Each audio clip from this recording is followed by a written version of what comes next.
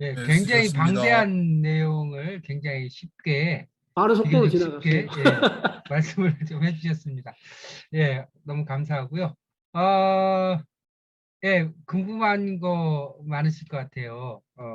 궁금한 거 질문하시는데, 뭐, 이론적인 내용도 괜찮고, 아니면은, 지금 말씀하신 것에 기반해서 뭐 의견 제시도 괜찮을 것 같습니다. 예. 말씀하실 분은 이렇게 손을 들어주셔도 되고, 여기 반응인가에 보면, 예, 이거 손 드는 것도 있고 있어요. 네. 어떤 걸 사용하실지. 말 좀 할게. 네, 우리 추명구 처장님. 네. 네, 교수님 강의 잘 들었습니다. 고맙습니다. 감사합니다. 예, 예. 이제는 주민들끼리 공론장도 있지만 그 시민과 행정과의 어떤 거버넌스 체계도 있잖아요. 예. 예, 이 거버넌스에 대해서 좀만 간략하게 조금 요점 좀 정리해 주실 수 있으신가요? 거버넌스는 최근에 우리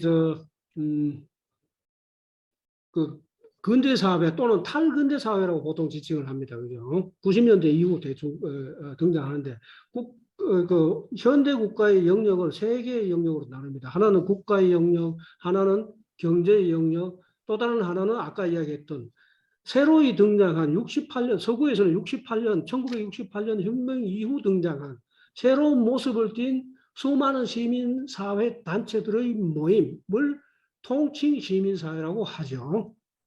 이 시민사회, 그래서 NGO들의 모임인데 그 이전의 시민사회의 주요 구성 요소들은 바로 노동운동, 노동조합 이런 어떤 그 단체들입니다. 그죠? 그래서 그 노조나 이런 그 정경련이나 이런 단체들은 대체로 동질적인 구성원, 노동자들이다 또는 사업가들이다 하는 동질적인 구성원들이 주축이 되는 것이고, 그들은 자신들의 이익을 위해서 단체를 구성했고, 그죠?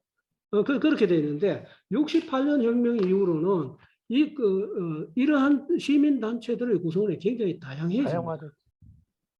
한 가지 예로, 그린피스 같은 경우에는 학생도 회원이고, 교수도 회원이고, 선생님도 회원이고, 초등학생도 회원이고, 그죠? 대통령도 회원이고, 장관도 회원이고, 그죠? 일반 공무원도 회원일 수가 있죠. 네. 일반 노동자도 회원일 수가 있습니다. 그죠? 네. 그 다양한 겁니다. 직업적으로 같은 클래스가 아님에도 불구하고. 그죠? 그런 단체들이 68년 이후 그걸 이제 문화대혁명이라고 하는데, 수많은 단체들이 등장하고, 그 중에 대표적인 게 또 여성단체들이 있고, 전쟁하지 말자 반전단체들. 전쟁하면 아마 우리 환경운동한 거 그거 아니란 말이에요. 우크라이나 봐라. 그냥 포탄으로 다 하니까. 뭐 환경이고 뭐고 설 자리가 없어져 버린단 말이죠. 그죠? 반전단체, 그 다음에 뭐 체르노빌 사건, 뭐 후쿠시마 사건 해가지고 핵발전소 하니까 못 쓰겠단 말이에요. 그치? 다 들어먹는단 말이에요. 환경운동 이때까지 열심히 했는 그냥 그 자리에서 뒤집어 엎어놓는단 말이에요. 거기 환경단체는 수많은 사회적인 어떤 직업층들이 다 회원이 될 수도 있고, 그죠? 여성단체도 마찬가지입니다. 지금 둘도 안 놓잖아요. 하나만 나와요. 그죠? 아빠가, 딸이 둘인 아빠가, 딸들의 미래를 생각해서 여성단체에 기부금을 넣어주기도 하고, 그렇게 합니다. 그죠? 그래서 그걸 하나의 전통적인 의미에서의 시민사회단체들의 모습과는 달라져 있는데, 이런 그 현대의 새로운 단체들의 영향력과, 그 다음에 경제 영역, 일자리 영역, 특히 사적 경제 영역이라고 하죠. 거기의 경제 영역에서 일하는 거기와, 그 다음에 국가의 행정 영역이 세 부분이 서로 함께 통치하는 것을 우리는 가버넌스라고 합니다. 그죠? 네. 그런데 그 가버넌스가 국가가 주도할 경우에는 또 불만이 많고, 경제 영역에서 주도를 하게 되는 그 가버넌스가 되면 또 불만이 또 많습니다. 그죠? 그래서 시민사회 단체가 중심이 되는 그런 가버넌스를 하면 또 문제점이 없느냐? 좀 있죠. 어떤 문제가 있을까요? 시민단체들은 결정은 하지 않습니다. 그렇죠? 결정을 해서 집행하는 거는 국가의 행정이 기구들이죠. 그죠? 예. 결정해서 집행해야 하는데 뭐 잘못된 결과가 나오면 부동산 정책처럼, 그죠? 29번 했는데 다 엉뚱하게 갔다. 그러면 누가 요거도 먹죠? 국가가 요거도 먹는 거 아닙니까? 그죠? 시민단체도 요거 안 얻어먹어요. 그죠? 그래서 시민단체들이 너무 뺀질이다. 너는 왜 책임을 안 지냐 하는데 시민단체의 속성이 그렇습니다. 자기들이 결정을 하고 그런 그 권능을 가지지 않는 영역이잖아요. 그죠? 다만 비판을 하고 권유를 하고 권고를 하고 그렇게 하도록 함께 협치를 했지만 난 책임을 안 져라는 영역이거든요. 네, 알겠습니다, 교수님. 예. 네, 고맙습니다. 네. 네, 또 다른 분 의견 있으시면 말씀해 주셔도 되고요. 또 마지막 부분에 예. 말씀하신 부분과 관련해서도 뭐 의견이 있거나 하시면 말씀하셔도 좋을 것 같습니다. 우리 역사 속에서의 공론장 경험이 있는지, 그다음에 또 뭐 이 개념 관련해 가지고도 주민, 국민, 시민 좀 헷갈리죠. 네. 네, 그런 것과 관련해서도 뭐 의견 말씀하셔도 되고요. 이런 복잡한 이론이나 개념에 대한 거 말고 이렇게 우리 대부분 많은 분들이 실제로 현실에서 활동하시는 분들이니까 활동하는 과정에서 겪게 되는 우리 추 처장님 질문처럼 자기가 고민하고 있는 내용을 말씀하셔도 좋을 것 같습니다. 예. 저도 들어보고 싶습니다.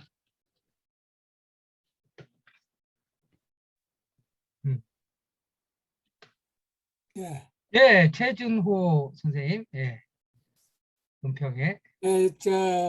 지금 그 자치행정 환경 속에서 지방재정법에 의해서 주민참여예산위원들이 등장합니다. 그럼 주민참여예산위원들이 업무가 민관협치 업무예요. 민간협치 업무 중에서 주민 주도적인 체제로 운영하도록 구조를 만들어 가는데 어떠한 방법으로 가야 주민 주도로 운영 체계가 만들어 가는 것이냐. 주민이 주권을 가지고 주도적으로 그 공동체를 이끌어 가는데 관이 너무 관여를 해서 민이 그것을 힘을 발휘하지 못했을 경우에 거기에서 이 낭비되는 요소는 엄청나게 심하기 때문에 그 자체를 극복하기 위해서 관에서도 주민 주도로 운영 체계를 가져가거라. 이렇게 하면서도 주도적으로 어디까지가 주도적인지를 한계를 못 잡고 있는 거예요. 그 한계 어디냐? 주민한테 권한을 준다고 하면서 주민한테 권한 주는 게 없어. 그러면서 그걸 주민이 주도적으로 끌고 가도록 말만 하는데 여기가 어디까지가 주민 주도냐? 이게 지금 아주 분명하지 못해요 지금. 네, 아주 핫한 주제예요. 이거 뭐 우리 그 장명학 교수님 말씀하셔도 되고 아니면 다른 분들이 좀 그 경험상 말씀하셔도 되고 할 것 같습니다. 좀 현장에 계시는 분들이 먼저 이야기를 좀 해주셨으면 하는데요. 네. 덧붙여 말씀드리면요. 예. 이 주민 공동체가 본연의 역할이 예산을 감시하는 체제예요. 예. 역할을 할 수 있도록 구조가 짜져 있는 건데 그 예산을 감시하려면 예산에 대한 내용을 알아야 될 거 아니에요. 예. 그 예산에 대한 내용을 충실하게 정보를 제공해 줘야 그것을 주민이 담아가지고 공부를 해서 감시를 하는 측면으로 바라보는데 예. 이 충실하게 이 정보를 주지 않고 가르쳐 주지 않는 상태로 어지간하게 중간 정도로 빠져나가는 그러한 상태로 간다는 얘기. 음. 이게 참- 그러니까 주민 자치가 겉도는 거죠. 그렇죠. 겉도는 거죠, 예. 결국은. 그 정보를 언제든지 접근할 수 있게 오픈돼 있어야 되는데 주민 주도 밀실에서 근데 그냥 닫아놓고 숨기고 있으니까 명문은 명승 주민 주도로 간다라고 얘기하고 있는 거예요. 지금 우리 사회의 그 주민자치의 그 발전 수준이 아직 그 맹아 단계네요. 아직 어린 나이 아주 예. 그게 아까 저기 최 차장님 그 거버넌스 질문하신 것하고도 원론적으로 좀 관련이 있는데요. 참여 예산도 이제 여러 가지 지자체별로 수준 차이가 좀 있는 것 같아요. 비교적 이제 정보 공개도 잘 되고, 그리고 이제 조금 더 상위, 그러니까 주민들의 요구를 그냥 의견을 수렴하는 정도를 넘어서서 기획 단계까지 좀 부분적으로 참여시키는 과정까지 이렇게 좀 진입하고 있는 것도 있고, 차원은 조금 천차만별인데요. 일단 결론부터 말씀드리면 주민에게 권한을 주지 않는다라고 하는 말은 그 질문 자체가 조금 잘못되어 있는 거예요. 주민의 권한은 행정이 주지 않습니다. 우리가 주민 참여 예산제가 이렇게 확대된 것은 주민의 권한과 발언력이 그만큼 커졌기 때문에 우리가 확보한 것이죠. 주민에게 권한을 행정이 주는 것이 아니라 주민의 권력을, 오늘 장명학 교수님 강의도 중요한 내용이 그거였는데, 우리 스스로 얼마만큼 공론장을 통해서 의사소통 권력을 스스로 형성해 내느냐에 의해 가지고 권력은 확보되는 것이다, 이렇게 이제 말씀을 드릴 수가 있고요. 지금 현재 걸려 있는 가장 최대의 쟁점은 뭐냐면, 협치가 되려면, 협치라고 하는 것은 헬프가 아니라 영어로 하면 코오퍼레이션이거든요. 협력 관계. 근데 협력 관계라고 하는 것은 상호 주관적인, 상호 주체적일 때 협력이라는 말을 쓸 수 있는 거거든요. 지배 종속 관계에서는 협력이라는 말을 쓸 수 없습니다. 그런데 지금 거버넌스라고 하는 것은 전부 헬프 관계예요.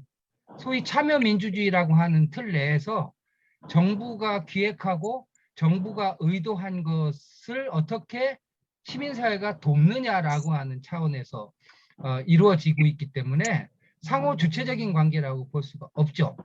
그래서 참여 예산제가 제대로 된 의미에서 협치가 되려면 기획 단계, 그 뿌리가 되는 그 구상과 기획 단계에서부터 함께 논의가 이루어질 때만 가능한 것이고, 또 참여 예산에 관한 논의에 있어서 논의 주제, 그다음에 참여 예산의 위원 구성, 그다음에 논의 절차에 관해서 독립적인 권한을 갖고 있을 때만 제대로 된 협치가 이루어질 수 있다라고 볼 수 있는 것이고, 그런 점에서 볼 때 지금 현재의 거버넌스는 정부를 위한 거버넌스라고 볼 수가 있죠.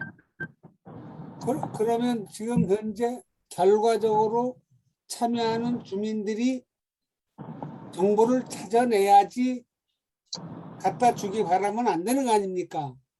정보는 이제 많이 공개를 하는데요. 정보를 공개를 하는 정도 가지고는 실제로 협치가 이루어지기가 어렵고요. 사실은 동등한 권한을 획득할 때만 가능한 것이고, 그것은 동등한 권한이라는 것이 어디까지가 동등한 권한이에요? 그러니까 참여 예산에 관한, 지금은 참여 예산, 이게 어떻게 얘기하다 보니까 참여 예산에 관한 얘기로, 참여 예산이 지금은 핵심적인 항목에 관해서는 관여하지 않고 주민의 생활상의 요구를 수렴하는 정도를 의견 수렴하는 정도잖아요. 의견 수렴은 참여의 수준에서 봐도 가장 낮은 단계예요. 훨씬 더 중요한 것은 그 예산 구조 가운데 주민이 관여할 수 있는 영역을 훨씬 더 지금보다 넓혀야 되는 거죠. 아, 지금 저 참여할 수 있는 영역은 굉장히 넓혀져 있습니다. 넓혀져 가고 있죠. 왜냐하면 전체 예산을 갖다가 의견을 낼 수 있는 범위가 있고 또 모니터링 할 수 있는 부분이 있고 이게 또 주민이 원하는 사업을 제안할 수 있는 범위가 있고 그렇기 때문에 그 참여할 수 있는 범위는 넓은데 넓어져 가고 있는 거죠. 예. 예, 넓은데 이 자체를 갖다가 어떤 정보를 가지고 어떻게 해 이것을 정보를 얻어내에 이것을 가지고 뒷받침해서 이 감시 역할을 할 수 있는 것인지 이게 지금 이게 어려워서 지금 하는 얘기죠. 대표님, 제가 좀 말씀드리겠습니다. 네, 말씀하십시오. 예, 서구 의원 경험을 하면서 그 주민참여 예산이 말 그대로 그 제목 자체는 정말 다양하게 주민들이 참여해서 의견을 내서 주민이 필요한 사업을 할 수 있다는 그런 취지인데요. 그러니까 구청에서 시에서 행정기관에서 예산을 편성할 수 있는 권한을 가지고 있어요. 그리고 이제 의회에서 그걸 이제 의결할 수 있는 예산을 이제 검토하고 또 뭐 삭감할 수 있고 또 정액도 요구할 수 있고 그 절차를 거쳐서 의결을 할 수가 있거든요. 예산 편성 권한 자체가 집행기관에 있습니다. 그 말은 주민 참여 예산에 대한 그 예산의 일부도 정해져 있어요. 집행기관에서 또 좀 시단위 사업은 뭐 몇억 사업, 또 구단위, 동단위 사업을 몇 천만 원 이런 식으로 정해놓은 틀 내에서 주민들이 그 안에서 여러 가지 지역의 동에 필요한 사업을 제안을 해서 말 그대로 의견 수렴을 해서 그렇게 주민 참여 예산이 지금은 그렇게 진행이 되고 있고요. 또 각 지역마다 조금은 이제 더 앞서가는 지역도 있고 또 보면은 대부분 뭐 CCTV라든지 여러 가지 그 중복되는 사업이 상당히 많더라고요. 그래서 주민 주권 시대에 있어서 정치 권력과 이제 갈등의 해결이라는 오늘 제목인데 주민 참여 예산을 놓고도 그 주민이 필요한 이런 사업을 정말 제대로 할 수 있으려면 아까 이제 협력 관계 말씀하셨는데 또 주민을 대표한 대의 기관으로서 의회의 기능이 좀 더 강화되어야 된다고 보고요. 또 의회에 주민을 대표한 분들이 들어가 계시기 때문에 주민과 또 의회와 또 의원들과 관계도 좀 대표로서 그런 중요한 중간 역할을 할 수 있는 관계지 않는가 싶습니다. 여기까지 말씀드리겠습니다. 예, 아주 중요한 말씀 하셨어요. 그러니까 의회를 통해서 지금 우리 최준호 선생님 말씀하신 것 같은 부분이 명확하게 주민의 투명성이 확보될 수 있도록 또 공개성이 확보될 수 있도록 의회를 통한 제도화가 동시에 이루어져야 되죠. 지금 참여 예산 관련해 가지고 의회의 역할이 없다라고 하는 것이 굉장히 큰 문제라고 볼 수가 있을 것 같아요. 우리 김윤정 위원장님 손 드셨고 그 다음에 김용진 울산 장학관님 손 드셨는데요. 예, 김윤정 위원장님부터. 네, 안녕하세요. 저는 지역에서 이제 시민들이 참여하는 공론장이라고 하는 것을 이제 뭐 3년 정도 이렇게 올해가 이제 4년 차로 진행을 해봤는데 현장에서 직접 이렇게 참여하거나 혹은 진행되는 과정에서 좀 다양하게 거버넌스 구조나 이런 점에서 이제 어느 정도 의의가 있거나 하는 점들은 확인이 되는데 그럼에도 불구하고 이제 현실적으로 가장 좀 어려운 점은 시민들이 자기들의 이 시민 주권이라고 하는 것에 대해서 사실 힘을 키우려면 그만큼의 경험이나 역량이 있어줘야 하는 건데 네, 시민이 단순히 참여만 많이 한다고 해서 이게 질적이거나 공익적인 부분이 갖추어지는 건 아니더라고요. 그래서 이제 그 지점을 어떻게 풀어갈 수 있을까 하는 게 늘 이제 지역 안에서 하는 중요한 고민인데 강의를 해주시면서 그 하바마스가 생활세계라고 하는 것과 이제 시스템에 대한 것을 이야기하는 그 부분에서 제가 이제 이해하고 요걸 이런 방식으로 해석을 해도 되나 하는 좀 질문이 생겼어요.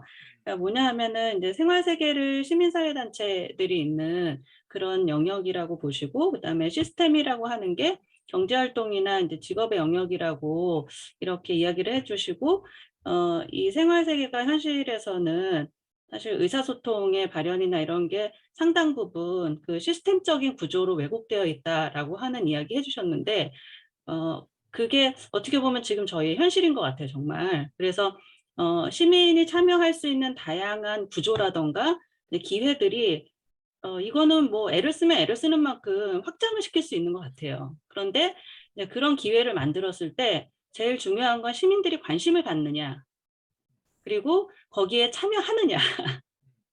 그리고 일단 참여를 해봐야 그게 뭔지를 알게 되는데, 이제 그거 자체를 넘어가기가 너무 어려운 거예요.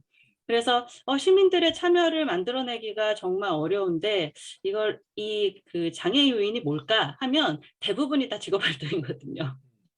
일이 있어서, 그리고 경제활동 때문에. 네, 그래서 이 생활 영역이라고 표현하신 이 부분에 대해서 항상 이제 차순위가 되는 거죠. 혹은 아예 그런 영역이 있다는 것 자체를 인지하지 못하는 경우도 많고요. 그래서 누군가는 이 나의 직업이나 경제활동으로 이어지지 않더라도 지역사회와 관계를 유지하면서 이런 사회적인 일들을 한다라고 하는 부분을 전혀 이게 작동하고 있는 걸 모르는 시민들이 너무나 많고요. 그리고 알게 되면은 그 사람들은 왜 그런 일을 할까라는 눈으로 쳐다보거나, 뭐 누가 시키지도 않았는데.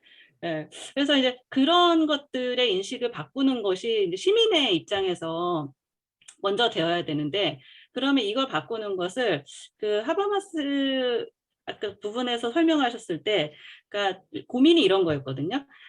주민이 참여하거나 했을 때 저희가 그 일정 부분 그 민선 7기 때 시도했던 것은 주민이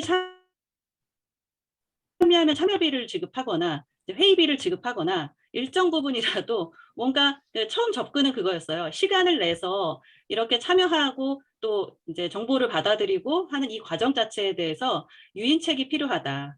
늘 그냥 뭐 거마비도 없이 그냥 오라가라 하거나 열어놓고 올 때까지 기다리거나 하는 게 너무 비효율적이니까, 그래서 이제 조례를 개정하거나 하는 방식으로 해서 시민이 참여하면 그 부분에 대해서 회의비라던가 아니면 그 이제 참여비라던가 이런 것을 일정 부분 행정에서 지급을 하게 하는 방식으로 접근을 했더니 조금 나아졌어요. 조금 나아지고, 그리고 실제로 그걸 통해서 이야기의 흐름이나 경험을 갖게 되신 분들은 관심을 많이 보이시기도 하고요. 그래서 시민들이 이 그 시민사회 영역에서 관심만 가지면은 뭔가 할 수 있는 것들이 많다는 거를 알 수도 있겠구나 하는 가능성은 보았는데, 그럼에도 불구하고 이게 지속될 수 있는가라고 하는 것이 또 계속 이제 드는 고민이죠. 그래서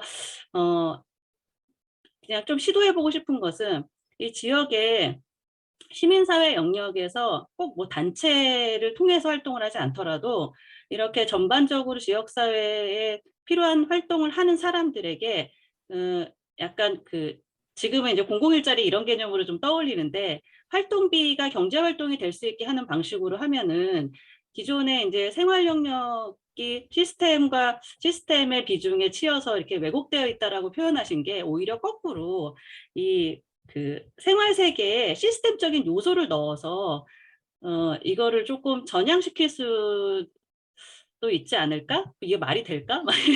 이런 생각이 좀 들었어요. 그래서 네, 시민사회 활동을 하는 이 참여 시민들에게 활동비나 경제활동에 대한 보상을 지급하는 이런 구조로 조금 더 관심을 키우거나 아니면 이런 것들을 경험할 수 있는 판을 까는 것들이 필요하지 않을까? 일정 부분은 그게 좀 균형감을 찾을 수 있는데 도움이 되지 않을까 하는 지점이 있는데, 이게 괜찮을지. 근데 한편으로 또 우려되는 지점도 있죠. 그것을 시민사회의 취지에 대한 부분이 아니라 경제활동에 대한 걸로만 또 매몰될 수 있거나, 혹은 역량이 되지 않는 것들이 또 네, 좀 유효하게 되면은 시민사회 신뢰 자체가 같이 떨어지기 때문에 이제 여러 가지 좀 부작용이나 우려점이 있기는 하지만 그럼에도 불구하고 이제 시민들이 좀 그 배우거나 혹은 경험을 해서 역량을 쌓는 무언가의 과정은 필요한데 이 과정에 시민들이 참여할 수 있게 하기 위해서는 좀 이런 경제적 요소들을 투입해서라도 좀 구조를 좀 만들어 볼 필요가 있지 않을까? 뭐 이런 생각을 좀 하게 됩니다. 그래서 네. 어떻게 생각하실까요?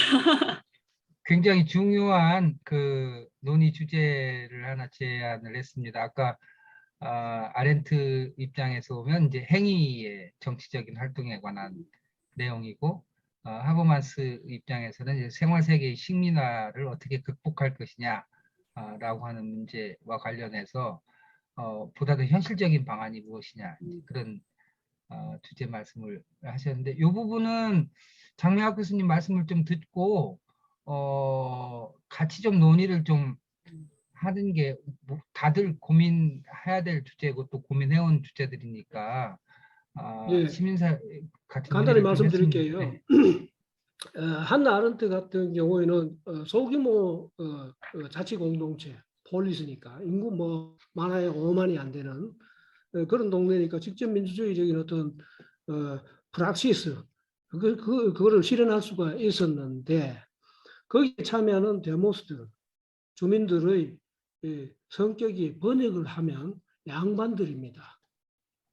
노예를 가진 양반들이라고 이해하시면 됩니다. 먹고 사는 게 해결된 사람들이기 때문에 그들은 그런 호노라에 해당하는 약소한 보수를 바랄 필요가 없는 거죠.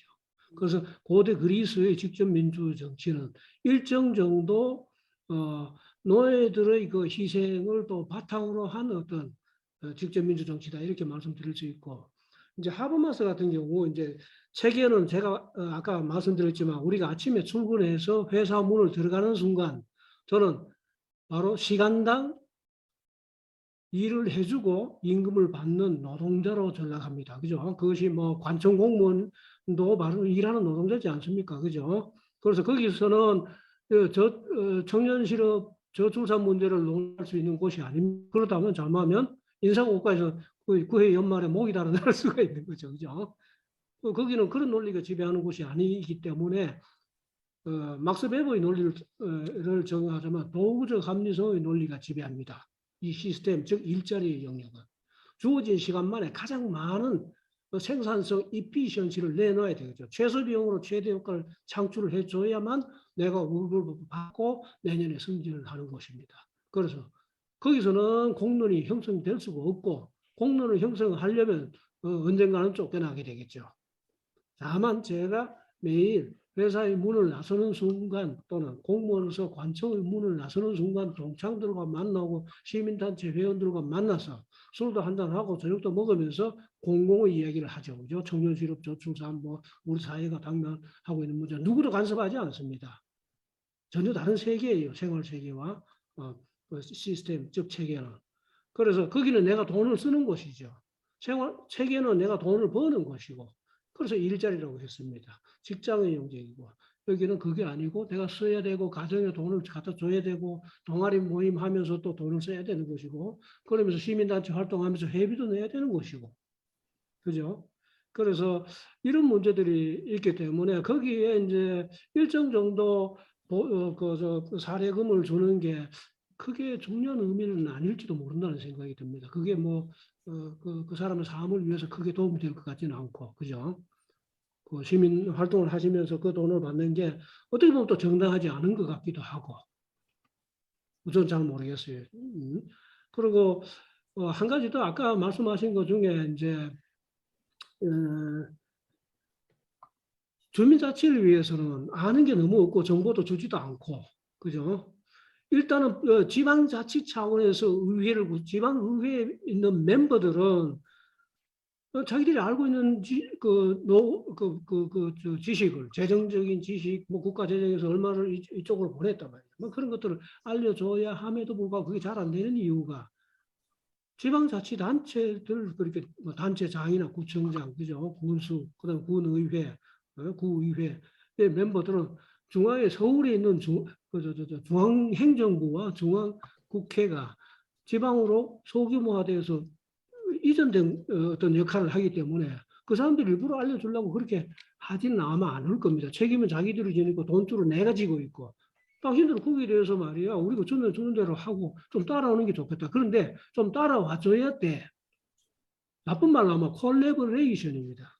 무역을 해줘야 우리가 지역 시민들을 위해서 일도 하고 굉장히 협력적으로 일한다고 그 의회 멤버들이나 그 구청장, 군수들, 시장들은 그렇게 생각할 거 아닙니까? 그러면 남아있는 일은 하나밖에 없어요. 지금 여러분들께서 자기 지역의 소규모 공동체, 그죠? 읍면동으로 보통 지칭되는 주민자치 영역에서 하나의 그 공론화를 시켜야 되죠. 우리가 이야기하는 걸 이 친구들이 안 들어준다. 왜 안 들어주느냐에 대해서 문제점을 자꾸 이야기를 하고 그들을 비판하면서 그 동네 사람들끼리만 이야기해서는 그렇게 그 사람들이 눈여겨보지 않겠죠. 그렇지만 지금 우리 여기처럼 공론 포럼에서 자 대구 서구 오세광 선생님처럼 저기서는 이런 문제 있고 이쪽은 이런 문제 있고 온통 다 이런 문제들 다 있다. 그 문제 제기를 전국적 차원에서 주민 자치 영역에서 안 되는 문제들을 문제 제기하고 한다면 시간이 지나면서 일정 정도 그것이 차곡차곡 쌓입니다. 대한민국이 민주화된 사회로 발전한 87년 6월은 대한민국 헌법이 1948년 8월 15일 효력을 발휘하면서부터 40년 거의 지나갑니다. 그죠? 헌법상에 명시된 대한민국의 그 주인은 주권자는 모든 국민이다 하는 게 현실적으로 실제로 그 힘을 받은 게 40년 후인 6월 항쟁 이후 지금 현재의 헌법 체제입니다. 그 이전에 누가 했나요? 헌법 따라 놀고 정치 권력자들 자기 독재 다 하고 그죠? 선거는 우리 했죠, 그죠? 그것도 오는 거예요, 전부 다 그런 식으로. 그래서 주민자치라는 이 말 그대로 원초적인 의미에서 가장 직접 다수의 주민들이 참여해서 직접 민주주의를 할 수 있는 이 영역들이 힘을 발휘하고 그다음에 대표자들로 구성된 대의민주주의 정치를 한다는 명분 하에서 구청장 의원들을 압박하기 위해서는 각 단위별로 그 힘을 발휘해 줘야죠. 그런 문제들을 문제 제기하고 니들이 이야기 좀 해라. 대답을 좀 해야지 하고 또 그런 이야기로 문제 제기를 계속 하는 게 그들로 하여금 찔리게 하는 거죠. 권력자들은 절대 내놓지 않습니다. 아까 말한 막스 베버시가 일단 권력을 자기 도구로 생각하는 사람들이 일단 우리를 지배하는 위에 있는 사람들의 관념이거든요. 그렇지 않겠습니까? 안 내놓죠. 그들을 비판하고 혼자 비판하면 안 되죠. 우리 동네 사람들만 비판해는 안 되죠. 옆 동네하고 그 옆에 기초단체들 멤버들이 적극적으로 달려들어가 자 우리 군과 우리 도 사람들 다 있잖아. 뭐 했다. 너희들 다 내놔봐. 좀 보자 말이야. 어떻게 돌아가는지. 왜? 우리가 초등학생처럼 니들 이야기만 듣고 와가 밥이나 사주면 가가 먹고 콜래버레이션 무역을 하는 그런 존재를 비참하게 만드느냐.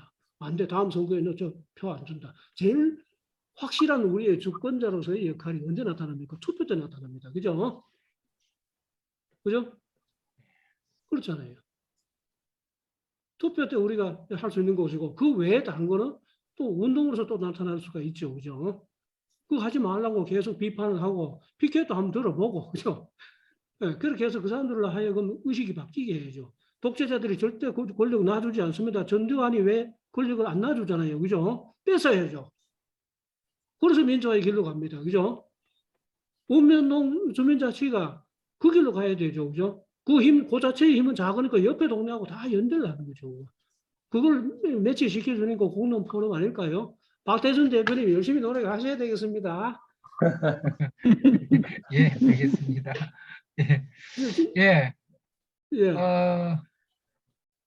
우리 아까 손 드셨는데요. 김용진 선생님 말씀 또 듣고 우리 예. 또 장명학 교수님 더 말씀하실 거 있으면 하시고 또 예, 다른 분들도 김용진 선생님 아까 손 드셨는데 연관된 문제일 것 같아요. 예. 정명학 교수님 말씀에 많이 공감이 가기도 했고요. 특히나 이제 거버넌스 관련했을 때 거버넌스 얘기 많이 조금 고민하고 있는 부분이라 가지고 공감이 되는데 저는 이제 그 시민 참여 예산뿐만 아니라 주민들의 그 지역 행정에 그 참여하는 그런 부분들을 교육청이라는 행정 조직에서 볼 때도 사실은 주민들의 참여나 시민들의 참여 부분들이 말 그대로 거버넌스의 형태이기보다는 그냥 일정 부분 모양새에서 조금 더 앞서가는 그러니까 교육청의 기관 수장들이 행정의 수장들이 어떤 의식이 있느냐에 따라 가지고 그 모양새가 좀 더 많아지고 싶게 좀 보이지만 실제로 참여하시는 시민 참여 예산위원회라든가 아니면은 뭐 정책 관련된 위원회에서도 깊이 있는 정책의 내용을 모르시다 보니까 자꾸만 이제 겉다리 도는 얘기들을 많이 하게 돼요. 그러다 보니까 행정에서도 저 쓸데없는 얘기들을 왜 들어야 되지 이런 얘기가 나올 수밖에 없는 상황을 주로 목격하거든요. 그럴 때 보면 느꼈던 게 시민단체들이 단순하게 어떤 비판만 하고 문제 제기만 한 걸 좀 더 뛰어넘어 가지고 실제로 시민단체에서 제기했던 그 사업들에 대해서 일정 부분 행정이나 관에서 책임 있게 한번 위탁해 줄 수 있는 그런 것들도 공론화를 통해 가지고 제한된 사업에 대해서는 시민단체나 우리 주민들에게 위탁해 주는 방법들도 한번 고민해 볼 필요가 있다고 생각하는데 춘천시민연대 말씀하셨던 김윤정 선생님 말씀처럼 춘천에도 춘천 마을자치지원센터가 있잖아요. 그런 같은 경우에는 춘천 시민들이 그 위탁을 받은 내용들을 시민들 스스로가 사업을 해나가는 형태라고 알고 있거든요. 과연 그렇다면은 우리도 이런 식으로 공론화를 통해 가지고 제한된 주민들의 의견들을 아예 그 주민들에게 위탁 형태의 사업으로 한번 관에서 먼저 개방하고 주도적으로 나설 수 있는 그런 정책적은 왜 안 나올까? 그런 정책이 좀 더 나온다면은 거버넌스에 참여하는 말 그대로 공론화에 대한 필요성이라든가 공론화의 확산은 더 확장될 것이고 마을 돌봄이나 아까 말씀하셨던 마을 방과하시는 여러 많은 분들도 마을에서 이런 돌봄 필요하다 공론화도 필요하지만 여기 대해서 그러면은 행정에서는 이만큼의 활동할 수 있는 주민들이 모여있다면 과감하게 그 일정 부분의 예산을 당신들이 책임있게 한번 써보세요라고 한번 위탁해주는 부분들 그래서 행정관에서도 모든 예산과 행정을 다 하겠지만 그중에 일정 부분을 지역 주민들이 잘하는 분들에게 그만큼의 역할을 더 떠넘겨 줄 수 있는 어떻게 보면은 좀 관에서 역할을 방기한다는 느낌이 들 수 있지만 오히려 주도적으로 주민 참여를 이끌어낼 수 있는 차원에서라도 그런 차원이 사업이 된다면은 공론화에 대한 활성화, 공론화에 대한 필요성이 좀 더 확산되지 않을까. 그래서 공론화 이후에 행정으로 주민들이 참여할 수 있는 그런 길까지도 한번 고민해 볼 수 있다면 훨씬 더 공론화에 대한 주민들의 의식 그리고 필요성, 그 사업의 확장성들이 깊어지지 않을까 그런 생각을 해보았습니다. 네, 네. 행정에서 조금 더 열린 자세로 시민사회의 자율성을 부여할 필요가 있다. 그렇게. 저도 발언권 주십시오. 누가 손 드셨나요? 문병 손 진작 들었어요. 지금 소리는 들리는데 손이 안 보이네요. 아니요, 어디? 손 보일 건데요. 성함이 어떻게 되시죠? 다음 편에 보세요. 다음 편에. 문병교님께서 아까부터 손 문병규 들으셨어요. 선생님. 네, 말씀하십시오. 여기 뭐 말씀 제한하는 사람 없습니다. 네, 문병규 네, 선생님 일단, 말씀하십시오. 그 장명학 교수님 그 강의해 주셔서 너무 감사드리고요. 그 아까 질문하셨잖아요. 마지막에 예. 그 우리나라의 주민자치 사례 뭐가 있을까 고민해 보자 하셨는데 저는 그게 1894년에 집강서가 집강서요. 예, 집강소. 제가 알고 있는 유일한 주민자치 사례이고요. 물론 뭐 아테네에서 말했던 민주주의의 그런 주민자치하고는 조금 다를지 모르지만 우리 사회에서 발견할 수 있는 어찌 보면 유일무이한 사례라고 생각을 합니다. 물론 그것이 전국적인 현상은 아니었고 아주 잠깐 진짜 그 밤하늘에 별이 스치듯이 지나갔지만 근데 여러분들 말씀이지만 제가 교수님 어떤 공부하신 분이야 네이버에 검색하니까 수백 개의 글이 있습니다. 서울대 철학과 나오시고 독일의 뭐 하버마스도 연구하시고 아주 대단한 분이신데 이런 교수님 이런 질문 하시는 일이 더 많이 해야 된다고 생각을 합니다. 하버마스도 좋고 누구도 좋지만 결국 민주주의가 나무나라 것이잖아요. 그 완전히 서양의 사상인 것이고 우리와 정서하고 안 맞는 게 너무 많습니다. 사실은. 그렇다라고 하면 본론 어떤 본질적인 의문을 던져야 되는 것이죠. 민주주의가 그 100%의 답인가? 물론 그거에 동의하고 오늘 회의에 참석하고 있지만 그렇다라고 하면 우리 사회에 맞는 것이 무엇인가? 이런 공부와 이런 토론이 돼야 되는데 자꾸 그런 것들은 거의 전무했죠. 그래서 아까 마지막에 그런 질문 던져주셔서 너무 감사했고요. 이제 제 얘기를 조금 드려보고 싶은데요. 저는 헌법 고쳐야 한다고 생각합니다. 결국 제도와 그 규범 체계를 바꾸지 않으면 아까 교수님 말씀하신 것처럼 물론 헌법을 바꾼다는 것이 매우 어렵고 힘들다는 건 너무 잘 알고 있고요. 뭐 그것을 일난하거나 비난한다면 저는 뭐 감당하겠습니다. 다만 그렇지 않는다라고 하면 절대로 권력을 내줄 일이 없고요. 우리 주변에 있던 그 시민사회 단체 활동가들 무슨 그 임원하셨던 분들 다 어디로 갑니까? 정치 권력으로 가잖아요. 주민 주권은 꽝이에요, 꽝. 결국 정치 권력이 우선이고 그거보다 더 우선인 것이 국가 권력이라고 다 인지하고 있는 것이죠. 그럼 아까 어떤 선생님 말씀하셨죠. 예산 편성권이 집행부 행정에게 있고 그다음에 심의 의결권은 의회에 있다고 했는데 그렇게 해서 안 되니까 좀 바꿔보자는 거잖아요. 그 의원님들을 무시해서가 아니고 직접 민주적인 요소를 좀 도입하자는 것이잖아요. 근데 여기 뭐 법학 전공하신 분도 많이 계시고 의원님들도 지금 계신 것 같아요. 이렇게 명단을 보니까. 근데 1949년에 지방자치법 제정됐잖아요. 그리고 지금 2022년이 됐는데 민선 8기라고 하죠. 이거 뻥 아닌가요? 의회는 먼저 시작을 했어요. 민선 9기 아닙니까? 근데 왜 행정 권력에 지금 그 다음에 단체장은 그 다음에 됐잖아요. 왜 이거 8기라고 부르죠? 의회도 뻥인 거예요. 그 사람들이 보기에는 민선 8기라고 부르고 싶은 사람들의 마음속에 머릿속에는 그 권력이 단체장 권력이 우선인 것이죠. 의회 권력도 별로 인정하고 싶지 않은데 하물며 오늘 강사님께서 말씀하신 주민 주권이 될 택이 없죠. 절대로 난망한 일이고요. 그래서 결국은 전 세 가지를 좀 제안하고 싶은데요. 첫 번째, 헌법을 바꿔야 된다고 생각합니다. 지방자치법을 포함한 그것은 당연히 연결되는 이야기고요.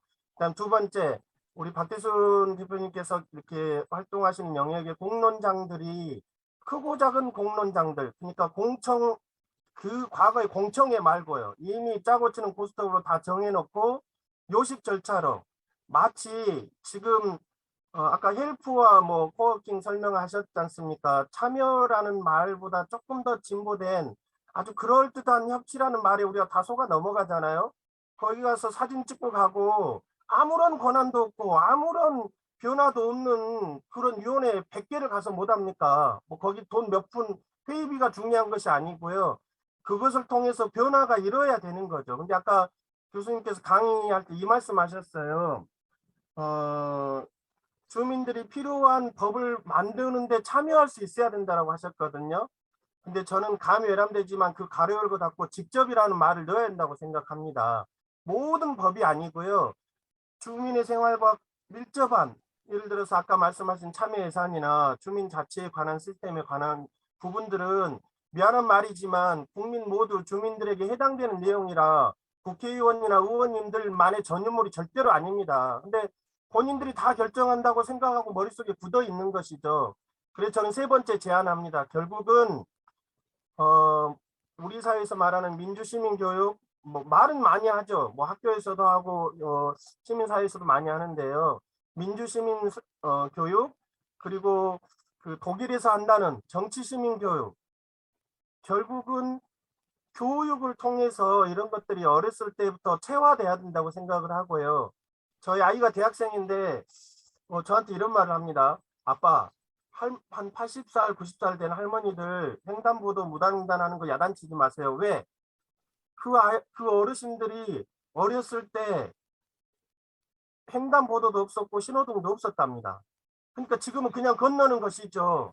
굳어 있는 것이죠. 근데 지금의 기준으로 그분들을 재단하려고 하니까 너무너무 힘들고 그런 것이죠. 결국은 뭔가 철이 드는 시기부터 민주주의 교육이 제도적으로 그리고 사회 전반이 모르겠습니다. 그게 큰 의미의 공론장일 수도 있겠는데요. 가시교육이라는 말이 교육청의 전유물이 아니고요. 이 사회가 같이 민주주의 교육을 하지 않는다라고 하면 공론장 100번, 1000번 해도요. 변화가 일어나지 않을 거라고 생각을 합니다. 그래서 이 세 가지가 좀 같이 가야 된다고 생각을 합니다. 뭐 드릴 말씀은 많은데요. 또 다른 분들 예. 좀 얘기하실 기회를 드리기 위해서 네, 그래요. 하여튼 이 정도 마치겠습니다. 고맙습니다. 예, 좋은 의견 감사합니다. 일단 아까 인사 못 하신 분들하고 또 조금 늦게 오신 분들 있는데요. 우리 원래 포럼 12월까지 할 거니까 서로 이렇게 의견을 충분히 듣고 또 서로 어떤 분들이 참여하시고 계신지 서로 인사하는 시간은 좀 갖는 것이 좋을 것 같습니다. 그러니까 정인 선생님 지금 참여하고 계시나요? 정인 선생님. 네. 예, 얼굴 보여주시고 인사 말씀 간단하게 부탁드립니다.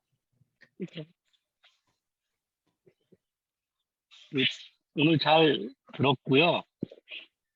전체적으로는 뭐 동의하지만 약간 조금 더 서로 예, 이게 줌이라서 그런지 질문과 대답 사이에 약간 격차들이 좀 느껴져서 그렇죠. 아쉬운 부분 좀 있었고요.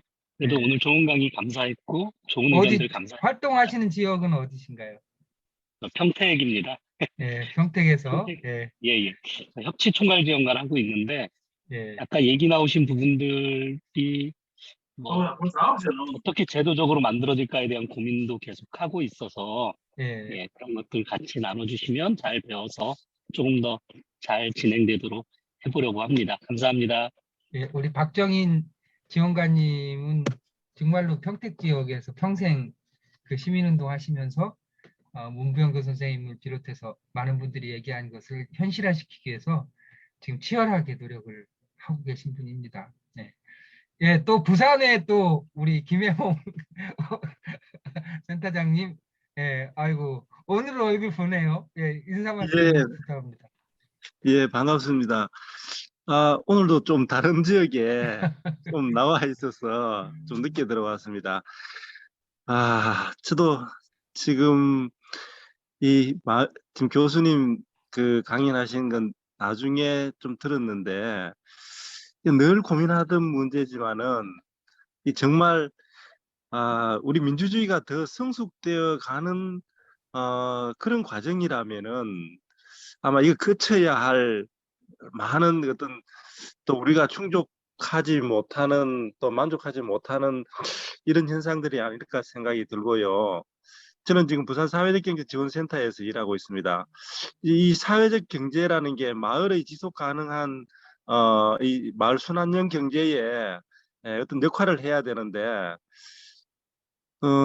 마을 공동체 운동이 이게 뉴딜 사업이라든지 뭐 행복마을 만들기 사업 이렇게 각 도시에서 진행되면서 이게 재정이 투입되는 과정에서는 또 주민공동체가 조금 한 3년에서 5년 정도 이렇게 움직이다가 그 이후에는 자기 그 발전 기반 자체를 가지지 못하게 되고 토대가 약하니까 공동체가 또 무너지게 되고 하는 부분들이 반복이 돼서 현장에서 고민들은 더 많은 것 같아요. 더군다나 코로나를 겪으면서 우리가 뭉치면 살고 흩어지면 죽는다 했는데 흩어지면 살고 뭉치면 죽는다고 이게 그런 메시지들이 우리한테 이제 스쳐 지나가 버렸으니까 그래도 희망을 가져야죠. 저는 뭐 전국에 계신 분들이 이 공론화라는 이 과정이 우리에게 문제가 있는 부분들을 같이 띄우고 같이 또 고민해보고 또 같이 손잡고 갈 수 있는 그런 또 계기가 되지 않을까 생각이 듭니다. 또 네. 앞으로 또 계속 또 공부하면서 또 같이 또 많은 노력을 하도록 하겠습니다. 예, 바쁘신데 참여해 주셨습니다. 예, 그리고 우리 이경수 선생님도 참여하셨네요. 이경수 선생님. 네, 예, 얼굴 보여주세요.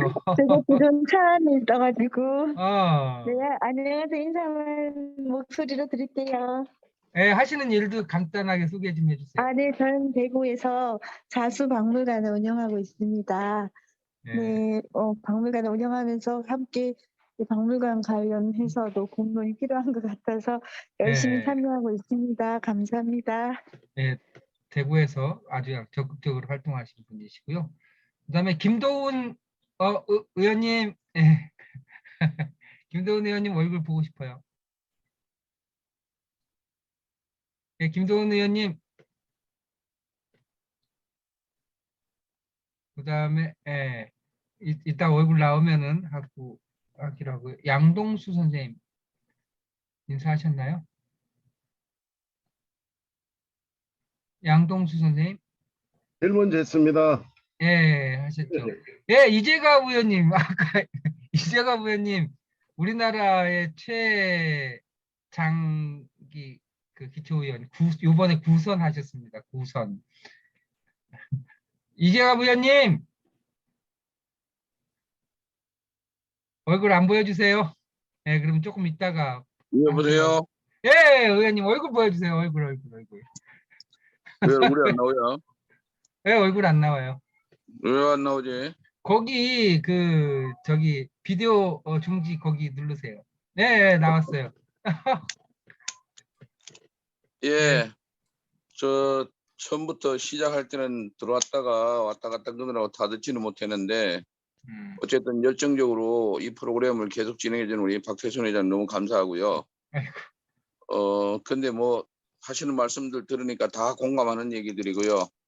어쨌든 지금 이제 진행하고 있는 것이 어디든 간에 다 같은 공통적인 고민인 것 같습니다. 그렇죠? 네. 사실은 우리가 지방자치를 하면서 많은 사업들을 했어요. 이 사업하는 과정들의 내용을 놓고 보면은 이 보조 사업들이 전부 주변하고 치열하게 경쟁을 하는 시스템이에요. 그러다 보니까 이 속에는 공동체가 존재하기가 어려운 구조 속에서 한 30년을 지금 이제 지나온 거예요. 그래서 앞으로 예산 운용을 하는 이런 틀을 우리가 바꾸지 않으면 이 공동체를 복원하기가 참 쉽지 않다 하는 이런 생각을 저는 하고 있습니다. 그래서 너무 성급하게 우리가 지금 뭔가를 진행하면 앞에 일하는 사람들이 참 힘들고 지칠 거라고 생각을 하고 시간을 가지고 여유를 가지고 이렇게 가져야 되지 않는가 하는 게 요즘 제가 생각하는 좀 일하는 방식인데요. 저도 끊임없이 공동체 복원에 대한 고민들을 많이 하지만 나가보면 실제로 쉽지가 않아요. 현장에서는. 네. 그래서 이렇게 공론장을 가지고 계속 이렇게 진행을 하는 이런 과정들이 어느 시점에 좀 성숙이 되면 좀 나아지지 않을까 이런 생각하는데 조금 전에 우리 사회적 경제 얘기하신 분도 저하고 딱 공감하는 얘기인데 저도 무수히 많은 시도를 했지만 결국 끝은 가면 안 돼요. 사실은 시간이 지나면 또 완전히 되돌아가 버려요. 이러한 것들이 뭐냐면 가장 우리나라에서 강력한 권력이 관료 권력입니다. 실제로. 근데 우리가 이거를 이 사람들의 의식을 바꾸지 않으면 쉽지 않다는 것이죠. 그래서 우리 이회가 아까 누가 얘기 또 뭐 말씀하셨는데 이회가 사실은 4년 한시적이잖아요. 지속해서 그거를 끌고 가는 거는 참 쉽지가 않습니다. 의회가. 그래서 이러한 것들을 전체 놓고 보면 한 짧은 시간 안에 문제를 풀기는 쉽지 않다는 생각을 하고 이렇게 쭉 이렇게 계속 우리가 공론을 우리가 뜻 있는 사람끼리라도 끌어가면은 끝에 분명히 그천이 있을 것이다. 저는 이렇게 생각을 합니다. 어쨌든 오늘 발표해 주신 교수님도 감사하고 이 어렵게 이 공론장 모임을 끌어가시는 우리 박태순 우리 회장님께 감사하다는 말씀 드리고 열심히 참여하고 계시는 여러분들께도 감사하다는 말씀 드리겠습니다. 하여튼 고맙습니다. 예, 감사합니다. 예. 예, 우리 이재갑 의원님 그 초대부터 지금까지 계속 지방의회에 활동하고 계시면서 굉장히 내공 있는 말씀을 해주신 것 같아요. 지금과 같은 경쟁 체제를 어떻게 극복할 것인가라고 하는 보다 더 근원적인 문제 의식이 필요하다는 말씀. 실제로 행정에서 하는 모든 일들이 정말로 일가, 집안, 친척, 친구, 뭐 이웃 사촌 이런 게 사실은 작동이 안 되는 거예요. 다 치열하게 경쟁해야 돼. 이 예산 사업을 따먹으려고 하면 이런 구조니까 뭐 우리가 뭐 그 주민 참여 예산 어쩌고 저쩌고 하는 거 그게 사실은 주민들이 공동으로 참여해서 예산을 끌어가야 되는데 그거는 그거고 또 그 예산이 극히 소수들한테 이 혜택을 주는 이런 것들 때문에 결국은 또 다시 공동체 속에는 치열하게 경쟁을 해야 되는 이런 구도거든요. 그래서 이 주민 참여 예산과 그 다음에 그 예산을 집행하는 과정에서 발생하는 이런 문제들은 결코 쉬운 일은 아니다. 이게 손 드신 분이 있네요. 예, 회장님. 저 다른 분 또 진행하있어. 네. 그리고 아직도 몇 분 인사 못하신 분이 계신데 우리 안평환 선생님 요번에 시의원 되셨는데요. 안평환 저기 손성락 대표님 손을 드셨어요. 그러면 아니 인사도 일단 하시고. 인사 조금 있다가 인사 마친 다음에 말씀 듣기로 하고요. 마저 인사 소개를 간단하게라도 좀 하고 그리고 조금 더 논의를 좀 해가도록 하죠. 아직까지 인사를 못 하신 분이 정인 선생님 하셨나요? 이종국 선생님도 아직 인사를 안 하신 것 같고, 손성락 선생님 인사 겸 말씀을 좀 간단하게 좀 해주시고, 김동훈 의원님도 인사 말씀을 좀 해주십시오. 오늘도 제가 얼굴을 못 보여드립니다. 아이고. 죄송합니다. 오늘 저는 좀 늦게 와서 다 듣지는 못했는데요. 한 가지 제안 말씀 좀 해보고 싶은 게 있어서 있습니다. 공론장 관련해서 이제 좀 여러 가지로 생각을 해보는데요. 공론장 부분에서 좀 생각해 볼 부분이 저는 5.18이라는 생각이 좀 들었습니다. 무슨 말이냐면 부마 항쟁이나 5.18 항쟁이나 사회경제적 배경이나 진행 과정이 비슷한데 차이점이 하나 있습니다. 대성회라고 하는 게 있는데 저는 그게 저항 공론장이라는 생각이 듭니다. 그 분수대 광장에 서 있었던 그 저항 공론장은 학습이 있었고 토론이 있었고 자치가 있었다고 생각을 하거든요. 그래서 대표님이나 또 교수님들이 한번 연구를 한번 해주셨으면 하는 생각이 들고요. 광주 분들에게는 아마 5월 기간에 광주에서 한번 현재에 광주에 필요한 공론장을 한번 해보면 어떨까, 이것을 한번 제안해보고 싶습니다. 이상입니다. 아까 그 5.18 말씀하시니까 아까 동학대 집강소가 효시 아니었었느냐 이제 그런 말씀하고도 연계가 되는 것 같아요. 그러니까 굉장히 그 혁명적인 상황에서 만들어지는 공론장 대표적인 물론 뭐 그런 공론장만 있는 건 아니지만 우리가 그런 부분 특히 5.18에 있어서 공론장의 측면에서의 성격에 대해서 관심을 갖자라는 제안 말씀을 하셨습니다.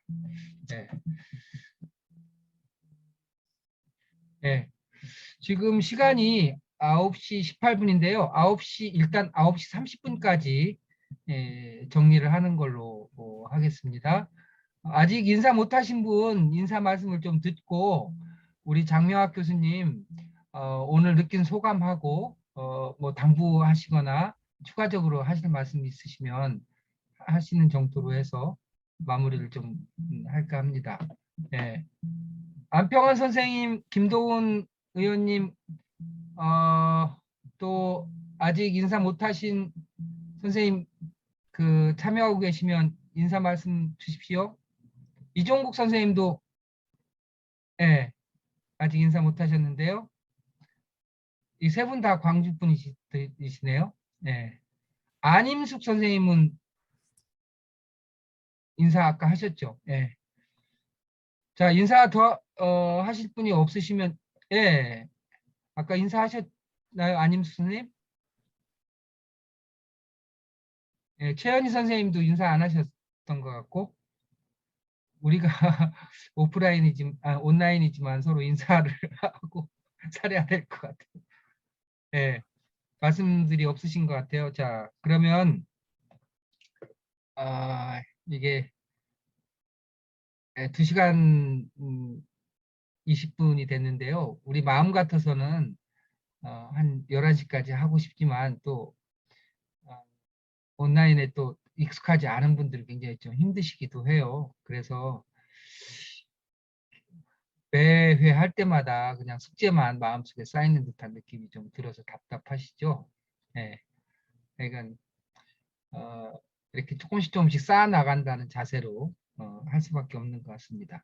장명학 교수님 정리 말씀을 좀 해주시고요. 오늘 모임을 좀 일단락 좀 지어야 될 것 같습니다.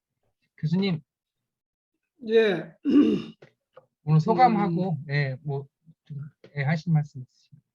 저는 오늘 그 공론 포럼 대표 박세수 대표님이 초청해 주셔서 뭐 여기서 발표를 했지만 실제로 여러 선생님들께서 말씀하신 걸 들어보니까 우리 한국 사회에서 적어도 이러한 공론을 형성시켜 나가는 장이 지금 현재 여기서 존재하고 있고 앞으로 또 여기서 더 계속 발전해서 한국 사회가 보다 민주화되는 어떤 주민자치도 이루고 주민들이 실제로 주권을 행사할 수 있는 어떤 그런 시기가 오기를 굉장히 바라고 있겠습니다. 다만 그게 이제 좀 시간이 걸릴 것이라는 생각은 좀 듭니다. 저는 이렇게 봅니다. 1945년 8월 15일 날 초등학교 1학년 들어간 그 학생이 1960년 4.19 당시에 이제 20대 초반의 대학생이 됩니다. 그게 이제 4.19 혁명, 그 사람들이 아마 우리 한국 사회에서 한 10%, 20%도 안 되는 사람들이지만 초등학교부터 중학교를 거치면서 그 훈련을 받았고 민주교육을, 그죠? 반장, 부반장도 실제로 자기들이 직접 보면 그런 훈련을 받았기 때문에 4.19가 가능했지 않느냐. 그 다음에 무산되어 있지만 그 군사 쿠데 따로 또 시간이 지나서 이제 축적되는 겁니다. 이게 그 훈련 과정이. 그래서 5.17, 5.18에 만났고 불행하게도 또 군부의 그 불행 행사 때문에 시간이 좀 지체된 거죠. 6월 항쟁까지는.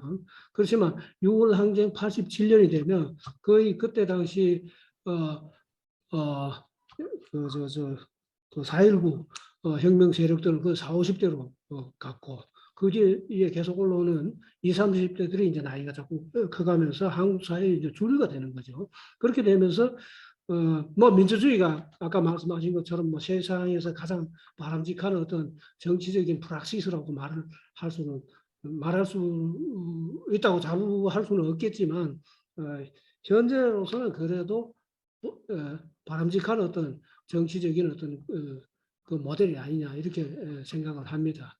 그래서 우리가 나무 옷을 입은 거죠. 사실은 처음에 양복 큰 거를 갖다 두고 와가지고 잘 맞지도 않는 걸 하다가 40년 지나서 6월 항쟁 거쳐서 우리 몸에 맞게끔 맞춘 겁니다.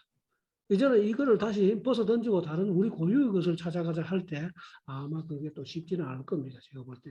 그래서 현재의 상태에서 우리 고유의 것도 찾아서 필요한 만큼 다시 우리한테 적용을 시켜서 그 뭐 서양식 굳이 뭐 그것만 고수할 필요는 없습니다. 모델 사항 그게 우리한테 도움이 된다면 우리 갖다 써야 되는 것이고, 그다음에 우리 원래 전통적인 것도 거기에 추가시킨다면 훨씬 더 좋겠죠. 그렇게 함으로써 K politics가 우리 뭐 드라마만 있는 것도 아니고 K 음악만 있는 것도 아니고, 그죠? 막 그런 것처럼 세상에서 좋은 제도나 좋은 어떤 모델들은 항상 인류 공동의 재산이라고 저는 그렇게 생각합니다. 자기는 서양 사람들의 것만이 아니라 동양 사람들의 것만이 아니라 흑인들, 아프리카 사람들의 것만이 아니라 공동유산이기 때문에 갖다 필요한 거, 그것이 좋다면 갖다 빌려서는 거, 그거 하나도 뭐 문제가 된다고 저는 생각하지 않습니다. 우리가 배울 만하다면 배워야 되고 더 이상 배울 필요가 없으면 배울 필요 없습니다. 그때는. 그죠? 그래서 우리는 그런 수용에 있어서는 굉장히 오픈되어 있고 그런 것이 축적되어 있기 때문에 문화적으로 지금 현재는 그래도 세계적으로 정말 상당히 우뚝 선 나라가 되지 않았느냐. 이제 정치적인 측면에 있어서도 주민자치 영역이 성공을 하기를 기대하면서 이 공론 포럼이 앞으로도 계속 잘 운영되어서 큰 성과를 이루기를 바라겠습니다. 예, 네, 아유, 감사합니다. 예. 사실 우리 장명학 교수님 정도면은요, 실천하는 사람들한테는 왜 조금 더 리얼한 얘기를 듣고 싶고 그런 갈망이 있는 것은 뭐 너무나 당연하지만 우리 장명학 교수님 정도면 정말로 현실에 대해서 많은 고민을 하는 분 1%에 속한다고 저는 생각해요. 정말 아직도 그냥 상아탑에 갇혀 있는 사람들이 그만큼 많은 거죠. 저는 이렇게 제가 이제 1963년 63년에 태어나가지고 박정희가 서거한 79년에 제가 고등학교 1학년이었거든요. 그러니까 이게 이렇게 저 스스로를 되돌아보면은 나서 내 생각의 기본 틀이 형성되는 이 모든 시간이 철두철미하게 국가주의 이 체제 속에서 완전히 담금질을 당했구나라고 하는 생각을 하게 돼요.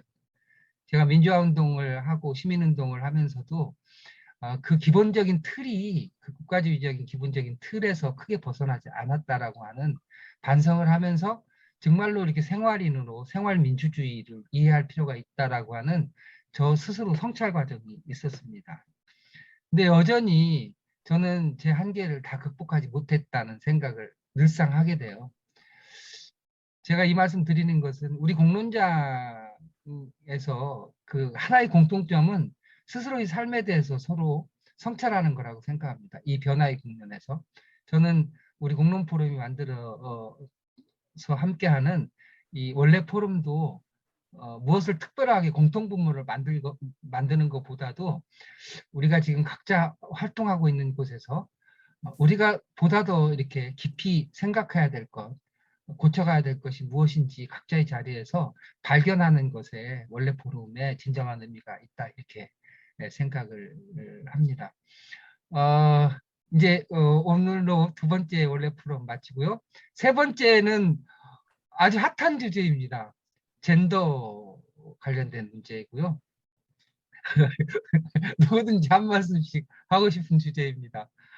여러분 다음 달 8월 달 그 세 번째 주제 젠더 갈등에 대해서 그 분야에 굉장히 깊은 조예가 있는 이선옥 작가께서 말씀을 하실 거니까 그때도 우리 사회 굉장히 그러니까 젠더 문제는 뭐 저는 잘은 모르지만 우리 사회의 모순의 핵심부를 관통하는 주제인 것 같아요. 그냥 여러 가지 갈등 현안 가운데 하나가 아니라 길게 보면은 일반년 역사의 새로운 틀을 구성하는 신호탄 같은 것이기도 하고 농업혁명이 일어난 이후로 그리고 작게 보더라도 우리 사회의 이 차이와 다양성이라는 말을 수없이 했음에도 불구하고 그 충격을 느끼는 구체적인 지점이 처음으로 젠더 문제로 지금 드러나는 것이 아닌가 이제 그런 생각을 하게 되는데요.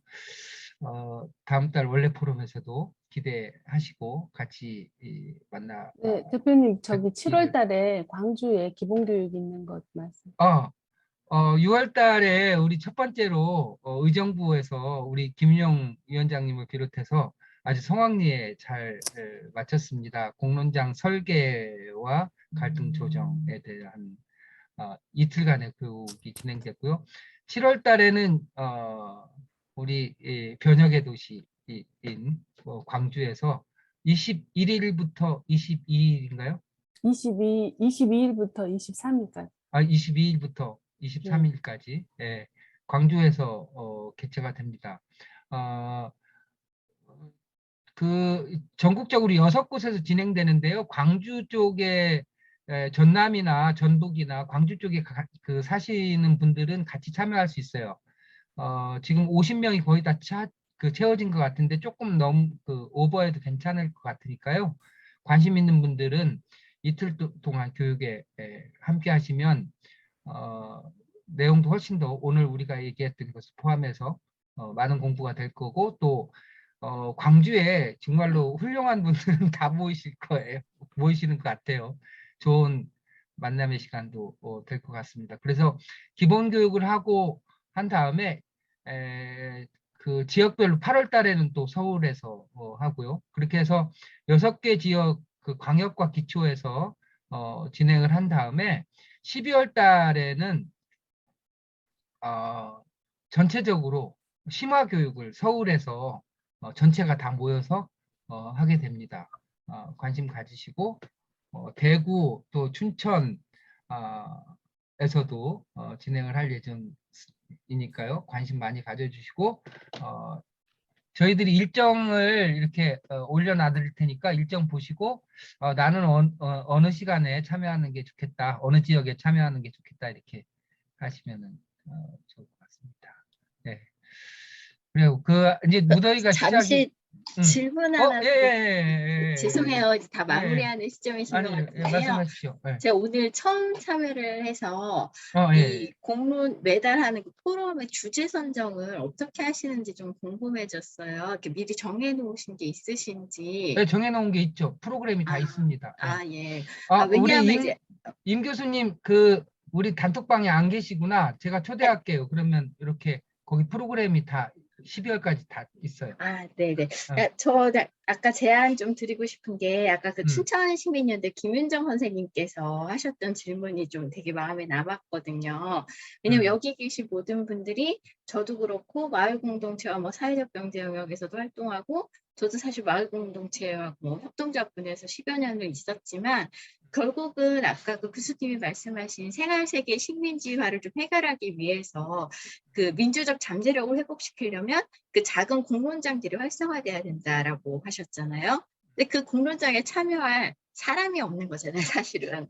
저희끼리는 항상 이렇게 좋은 얘기라고 좋지만 어떻게 하면 이걸 좀 더 지속 가능하게 하고 지속 가능해서 이 작은 공론장들이 활성화되게 하려면 결국은 사람들을 그 식민지화 되는 데서 빼내야 된다 표현은 그렇지만 좀 분리시키고 그거를 생각할 시간을 가지게 해야 되는데 어떻게 하면 이 사람들을 좀 참여시켜서 모든 시민사회가 좀 지속 가능하게 할 수 있을까라는 그런 주제를 한번 저희가 또 공론화를 해보면 모든 분야에 계신 분들께서 좀 도움을 받지 않을까. 사실 모든 분야에 계신 분들이 그 참여라는 부분에서 새로운 사람들이 들어오는 거, 키우는 부분, 후임을 키우는 부분에서 굉장한 어려움을 겪고 있다라고 느끼고 있고요. 그래서 그런 걸 또 저희 공론장 포럼에서 한번 다 같이 지혜를 모으면 좋겠다라는 제안을 한번 드립니다. 네. 그런 질문을 포함해서 이렇게 지속적으로 좀 대화를 좀 나누시면 좋을 것 같고요. 또 기회가 있으면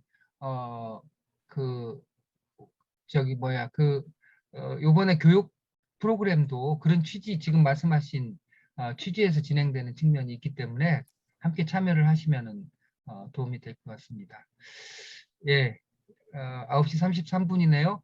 이제 무더위가 막 이제 기승을 부리고 있고 또 어느 지역은 또 홍수 때문에 고생이 많습니다. 건강 유의하시고요.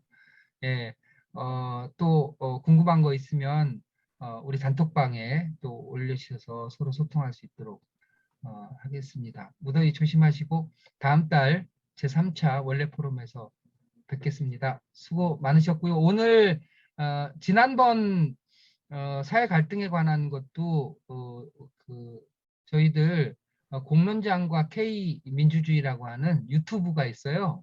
우리 내부용인데 거기 올리거든요.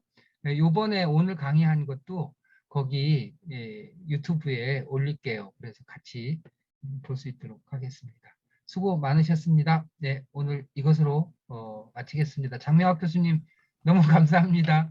예, 감사합니다. 또 뵙겠습니다. 예, 수고하셨습니다.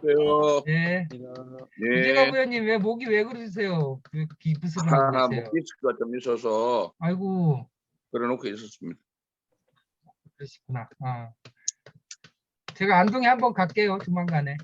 예, 오세요. 예. 거기 또 잘 모시겠습니다. 예. 수고하셨습니다. 예, 오세광 의원님 대구 준비 잘하세요. 문영호 네. 위원장님도 대구 준비 잘하세요. 네, 수고하셨습니다. 예, 예, 예. 네. 수고하십시오. 예. 예. 건강 잘 챙기시고요. 서복순 선생님도 잘, 예. 박정인 예. 선생님, 네, 예. 그날 전화 지원관님, 주세요. 예, 예, 이경수 선생님, 예. 네, 잘 지내시고요. 예. 네.